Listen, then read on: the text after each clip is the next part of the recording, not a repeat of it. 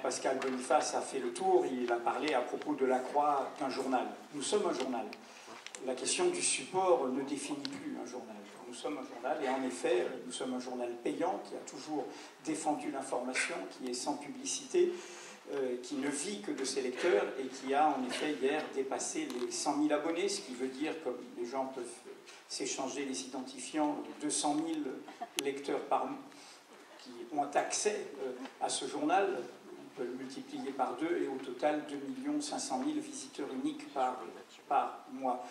Pour comparer, c'est tout simple, hein, Mediapart a aujourd'hui plus d'acheteurs payants qu'il y a d'exemplaires payants, si on ne compte pas les achats en nombre, de Libération, qui est en dessous, tout support, abonnement, kiosque et numérique, qui est à 65 000. Mediapart, en dépassant les 100 000, et il n'y a pas de raison que ça s'arrête, est en train de dépasser, d'atteindre la moitié des ventes payantes, réellement payantes, du Monde ou du Figaro. Tout ça pour dire, et en ce sens, ce sera évidemment en écho et en légère, parfois plutôt forte contradiction avec ce que vous venez d'entendre, pour dire que nous sommes évidemment dans un moment qui n'est pas un petit moment, qui est un moment de la troisième révolution industrielle.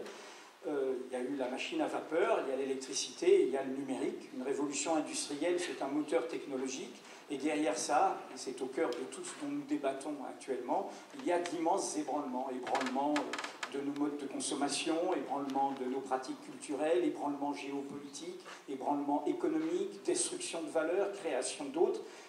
Les trois grands moments de la presse comme enjeu démocratique, correspondent aux deux révolutions industrielles précédentes, et donc nous sommes devant le même moment. En clair, nous sommes gros ou non, selon la réponse qui nous appartient, d'une nouvelle refonte, révolution, refondation démocratique.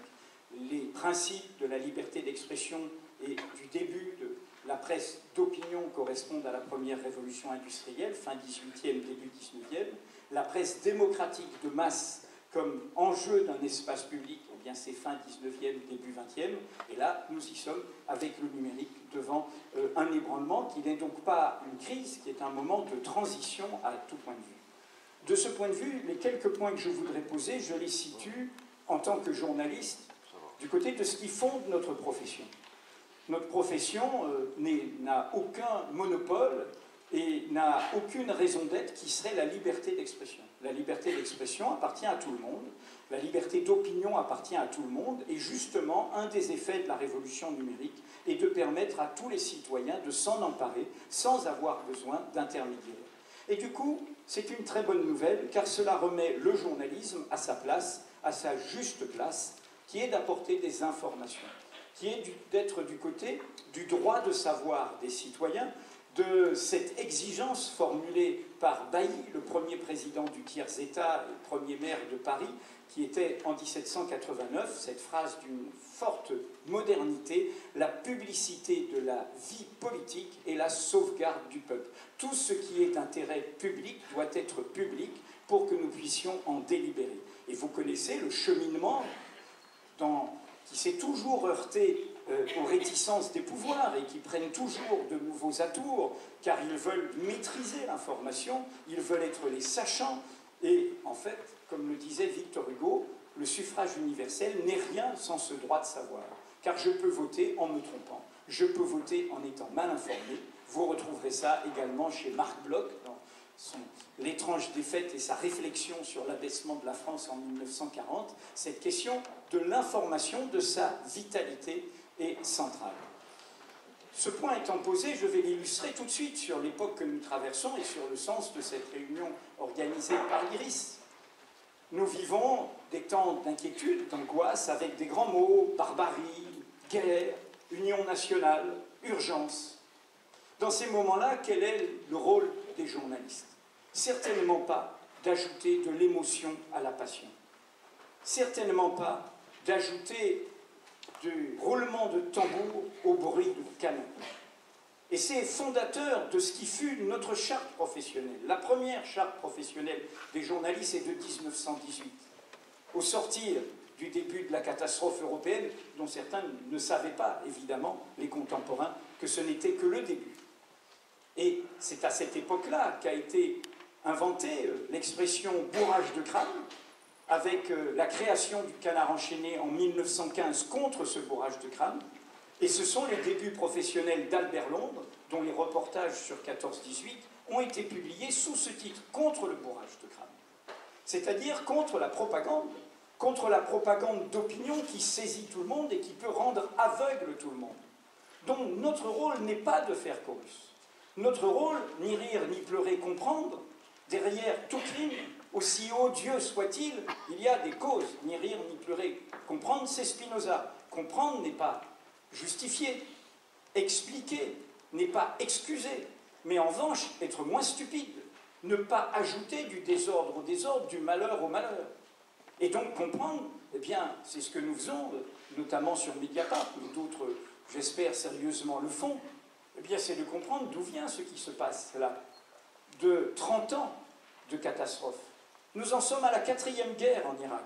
La première ayant été faite par procuration par Saddam Hussein lui-même, que nous avons armé face à ce qui était vu comme la menace de l'époque, la révolution iranienne, qui aujourd'hui va être forcément notre allié. Nous l'avons armé jusqu'aux armes chimiques comprises. Bilan de cette première guerre, selon les évaluations, autour d'1 million de morts et de destruction de population. La deuxième, vous la connaissez, Saddam Hussein est un dictateur, il veut se rembourser, il veut un accès à la mer, c'est la deuxième guerre, la première guerre du Golfe. Et la troisième, c'est celle qui a commencé en 2003, qu'elle, heureusement, la France n'a pas participé, bâtie sur un mensonge, sur une imposture. Il n'y avait aucun lien, évidemment, entre les attentats du 11 septembre et la dictature de Saddam Hussein, laïciste, alors que les gens des attentats venaient du sectarisme wahhabite d'Arabie Saoudite. Et qu'est-ce qu'on a fait? On a envahi un pays souverain, fût-il dirigé par un dictateur, et le bilan a été publié l'année dernière par une université américaine. Bilan, en une petite décennie de cette guerre, 500 000 victimes en Irak. 500 000. À l'échelle de ce pays d'à peu près 34 millions d'habitants, c'est comme 1 million dans notre propre pays. Alors il est légitime d'être offusqué, d'être scandalisé, d'être horrifié par ces égorgements, ces otages, ces mises en scène criminelles. Mais cela n'empêche pas de penser à tous ces autres morts et à toute la causalité qui a entraîné cela. Et de comprendre en clair que faire la guerre contre ce qu'on appelle des barbares sera inutile, sera une guerre sans fin, sera une guerre sans perspective, sera même, comme le dit Pierre-Jean Luisard, tombé dans le piège qu'ils nous tendent si nous n'avons pas un projet politique. Et si nous n'avons pas un projet politique armé par la justice pour tous dans cette région du monde. Donc c'est cela que nous devons faire, y compris dans un moment comme celui-là. Alors, dans ce contexte, quel est le fil conducteur? Puisque le débat est sur la fabrique de l'opinion. Moi, ma position est très simple, et elle renvoie à un texte que je tiens comme le texte philosophique fondateur sur notre travail, qui est un texte de la philosophe Hannah Arendt, Vérité et politique, de 1967, où elle distingue deux types de vérités. Elle dit il y a les vérités d'opinion. Vous en avez tous, nous en avons tous, nous avons tous des sensibilités. Mais les vérités d'opinion, dit-elle, ne seront jamais menacées. Le cerveau humain en produira toujours des milliers, des raisonnables et des folles, des pertinentes et des criminelles, en tout genre. Mais dit-elle, si le débat d'opinion, c'est simplement l'affrontement des vérités d'opinion, et s'il n'y a pas ces autres vérités au cœur du débat d'opinion, beaucoup plus fragiles, beaucoup plus difficiles à sauvegarder ou à produire, qui sont les vérités, elle dit bien au pluriel, sans grand V, de fait. Une information vérifiée, recoupée, sourcée, documentée, ce puzzle de l'intelligibilité et de la compréhension. Elle dit, dans ce cas-là, le débat d'opinion est une farce, s'il n'y a pas au cœur des vérités de fait, avec évidemment un pluralisme de l'information qui fait que certains mettront telle vérité de fait en haut et d'autres insisteront sur une autre vérité de fait. C'est bien là la mission démocratique de notre profession, produire ces vérités de fait, les mettre au cœur du débat. Et ces vérités de fait, comme le disait George Orwell qui disait « Qu'est-ce que c'est qu'une information ?» Eh bien, c'est publier ce que les pouvoirs, qu'ils soient politiques et économiques, ne veulent pas que l'on sache. Le reste, c'est de la communication. C'est la verbalisation de la communication des pouvoirs. Donc c'est là l'enjeu. Cet enjeu, c'est tout simple, et c'est la crise que vivent les médias en France. suppose évidemment une culture professionnelle, mais une culture professionnelle qui soit dans un écosystème qui garantisse l'indépendance. Il faut que les journalistes aient le sentiment de travailler dans un univers d'indépendance. C'est le sens de notre bataille, c'est le sens de la bataille de beaucoup de journalistes. Je termine par la question du numérique. Dans ce contexte, le numérique, loin d'être une menace, est une opportunité formidable. Nous avons montré avec Mediapart, qui en est le laboratoire, que l'on peut, au cœur de cette modernité, défendre le meilleur de la tradition. Faire un journalisme durable, documenté grâce aux liens hypertextes, avec de la mémoire, avec l'ensemble de la mise en perspective, des articles longs, une participation du public.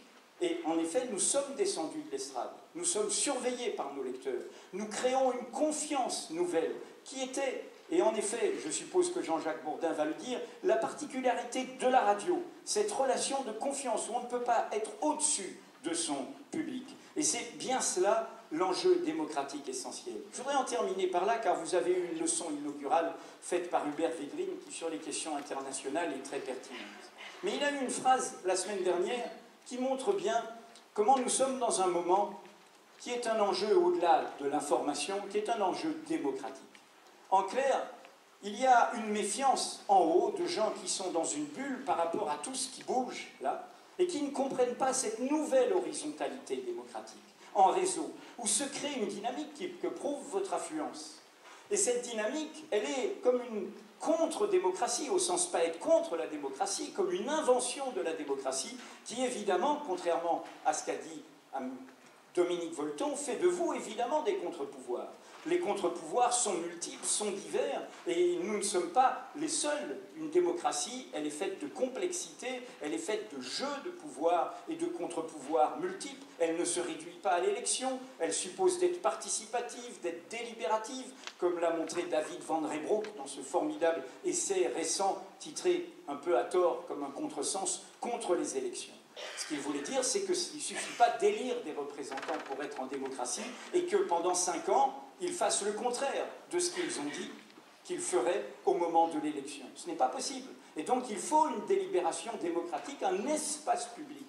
Et le numérique est une opportunité formidable, comme le fut les autres moments, pour faire cela. Alors pourquoi disais-je ça? C'est qu'Hubert Védrine, qui est intelligent, cultivé, pertinent sur ces questions, en revanche sur celle-là, il ne comprend pas. Il ne comprend pas le droit de savoir.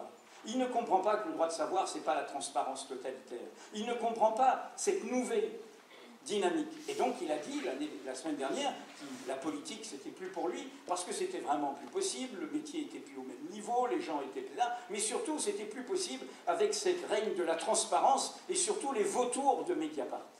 Nous ne sommes pas des vautours. Nous sommes des journalistes professionnels qui amènent des informations d'intérêt public et qui permettent à la démocratie de s'améliorer avec ces informations d'intérêt public. Je ne vais pas faire un dessin et je ne vais pas les rappeler. Mais comme nous le ferons aujourd'hui sur les événements qui nous angoissent, c'est-à-dire apporter ces informations pour vous. Nous sommes à votre service, nous ne sommes pas au service ni des pouvoirs publics, ni de ceux qui seraient les propriétaires des médias, en l'occurrence pour Mediapart, c'est nous-mêmes. Merci. Je voudrais préciser la dissonance avec Dominique Volton. Je situerai à la fois sur le terrain de la connaissance concrète, les chercheurs, et nous sommes journalistes aussi chargés de faire du terrain, et sur la question de la culture démocratique.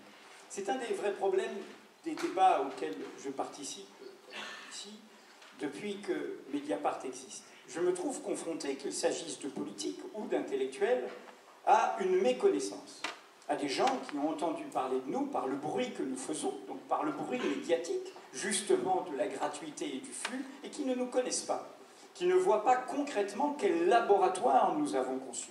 Nous ne sommes pas, vous le savez, en flux continu, nous avons 3 éditions par jour, nous avons renoué avec une tradition de la presse, nous traitons l'ensemble des grandes questions et pas seulement les affaires qui font parler de nous, et depuis le premier jour, nous avons à contre-courant de tout le monde, y compris de la presse d'où nous venions, car c'était la première bataille que j'y avais perdue, nous avons défendu la valeur de l'information contre tout le monde. Tout le monde disait « ça ne marchera pas ». l'information est gratuite sur Internet. Et nous avons dit, ce ne sont pas les tuyaux qui dépendent de ça, c'est évidemment les usages sociaux. Et si l'information est originale, pertinente, utile démocratiquement, cela marchera.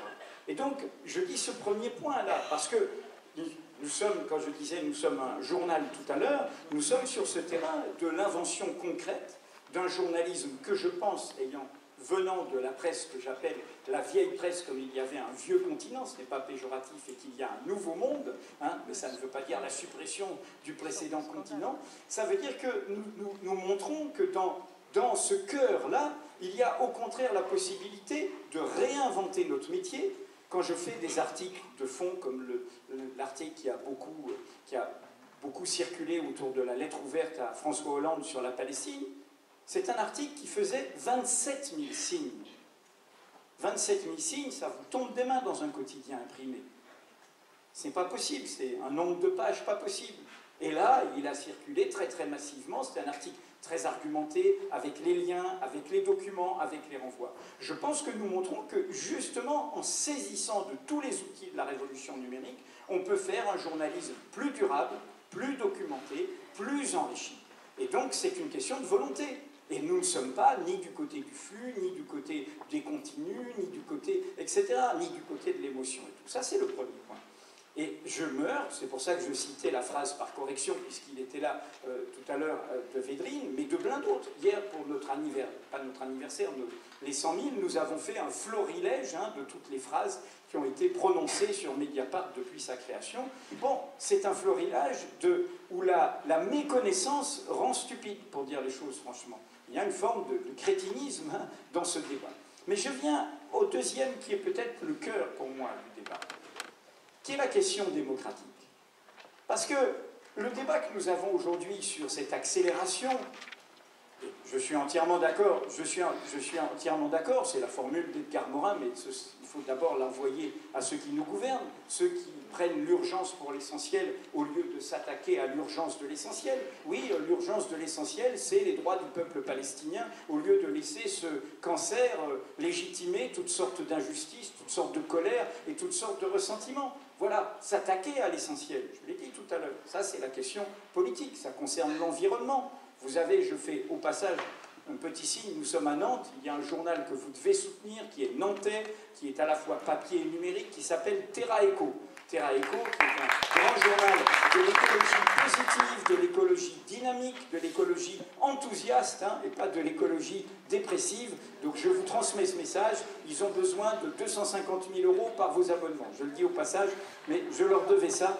Bon, voilà. Et si vous en donnez plus, c'est pas... Bon, et je continue. Je continue sur cette question qui est pour moi le cœur du problème, qui est la question démocratique. J'ai dit tout à l'heure, nous sommes en présence de la troisième révolution industrielle. Un petit peu d'histoire pour le sociologue. La première, il y a eu ce qu'on appelle, dans le bouillonnement, la Révolution française fut une révolution du journal, ce qu'on a appelé les nouvelles à la main. Tout le monde n'avait pas une imprimerie. Et dans ce bouillonnement démocratique, c'était au Palais Royal, autour de Paris, au centre de Paris, il y avait ces nouvelles à la main. Dans les nouvelles à la main, il y avait le pire et le meilleur. Il y avait les débats des assemblées, il y avait l'invention démocratique, et puis il y avait les rumeurs, la reine scélérate, etc. Bon, il y avait la constitution d'un espace public. Et la liberté, il faut toujours parier sur elle. Comme vous savez, le pire assassin de la presse dans notre histoire, c'est celui qui a créé notre tradition bonapartiste, césariste, présidentialiste, j'ai nommé Napoléon. Mais quand il y a eu ce bouillonnement démocratique, ça a créé cette invention formidable. J'en viens à la deuxième. Oui, bien sûr que la presse totalement libre, la loi de 1881 est une loi formidable. L'imprimerie et la librairie sont libres, point. Pas de contraintes, rien. Elles sont libres, point. Alors évidemment, il y a une presse qui met le fait divers à la une, il y a une presse raciste, antisémite, celle de Drummond, il y a toutes sortes de choses. Mais en même temps, il y a un espace public qui se constitue. L'affaire Dreyfus, c'est la bataille contre le boulangisme et contre le début de l'extrême droite. C'est le sursaut par cet espace public. J'accuse, vous connaissez tout cela. Et donc, ce que je veux dire, c'est que, à chaque fois, c'est quoi? C'est que le peuple, et Jean-Jacques a entièrement raison, le peuple s'approprie cela, c'est à son service. Nous sommes devant le même phénomène. Le peuple, il a le droit de dire des bêtises, il a le droit de réfléchir, mais en disant des bêtises, il se confronte à d'autres opinions, il réfléchit, il discute, il découvre des informations. D'expérience, je peux vous dire que la presse numérique est socialement, géographiquement, dans son public, beaucoup plus variée, un beaucoup plus grand brassage. C'est bien plus une université populaire que ne l'est actuellement la presse traditionnelle, alors qu'elle le fut à l'origine. Je termine sur un point. Est-ce que le problème, c'est l'opinion publique, la façon dont elle se saisit de tout cela? Ou est-ce qu'il y a bien d'autres problèmes? Car quand même, nous avons un vrai problème démocratique en France. Nous sommes le plus mauvais exemple en termes d'écosystème des médias de toutes les grandes démocraties. Ce n'est pas un hasard. En effet, le groupe RMC est indépendant, en effet, La Croix est indépendant grâce à un groupe de religieux, et en effet, Mediapart est indépendant. Mais quelle est la réalité des médias aujourd'hui? Nous sommes le pays où il y a le plus grand conflit d'intérêts, le plus grand des marchands d'armes, des industriels du luxe, des banquiers, des financiers, des opérateurs téléphoniques, et j'en passe. Et donc c'est bien ça la bataille. Nous, quand je dis que nous sommes un laboratoire, nous menons une bataille actuellement pour que les parlementaires se saisissent de ces questions-là et nous permettent de construire à nouveau des médias indépendants, dans une logique non-profit, c'est-à-dire dans une logique où il ne s'agit pas d'enrichir des actionnaires, mais au contraire de créer de la richesse pour créer de l'information, pour être au service du public. Pour moi, ce sont ça les vrais problèmes de l'heure, et je regrette souvent, parce que c'est un vrai débat que j'ai avec la communauté scientifique, que les laboratoires que nous avons formés ne sont pas du tout objets de recherche, ne sont pas regardés dans le détail, ne sont pas vus, et ils ne voient pas, on ne comprend rien au succès de Mediapart, on n'est pas meilleur, on n'est pas des génies. Pourquoi y a-t-il ce succès de Mediapart? Parce que nous nous sommes saisis de ces armes, et que ces armes recréent une nouvelle confiance avec le public. Et donc là, il y a des vraies questions qui devraient vous interpeller et vous faire réfléchir. Merci, excusez-moi. Je vais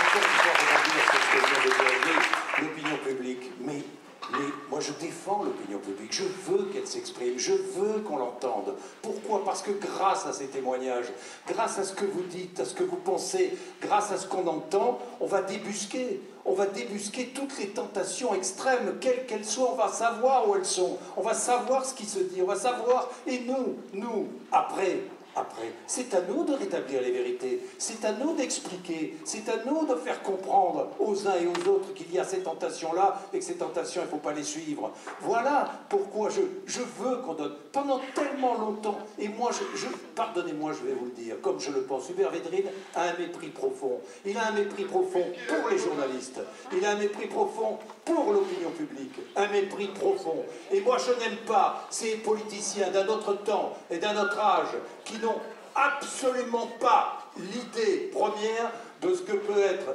et le journalisme et l'opinion publique d'aujourd'hui. Aujourd'hui, tout a changé. Et vous vous rendez compte qu'en 2005, on s'est assis sur les choix du peuple. Évidemment qu'on s'est assis sur les choix du peuple. Eh bien, c'est fini maintenant. C'est plus possible. Quand j'entends Nicolas Sarkozy nous parler de référendum, mais ça me fait sourire. Jamais il n'y aura un seul référendum. Quel est l'homme politique qui ose le référendum? Vous en connaissez un, vous? Je n'en connais pas. Le seul, c'est le général de Gaulle. Vous n'en aurez pas d'autre.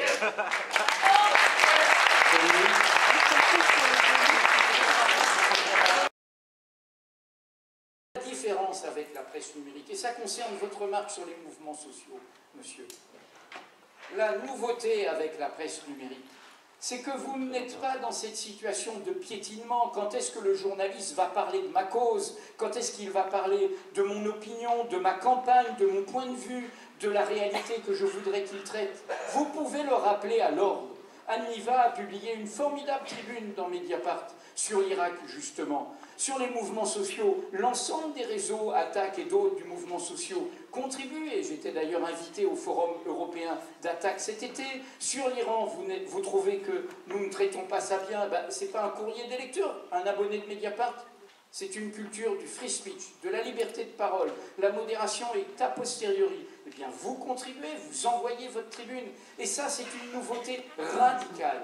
Le journaliste est descendu de l'estrade et les lecteurs peuvent le critiquer, le prolonger, le compléter, l'interpeller. Et ça, c'est formidable.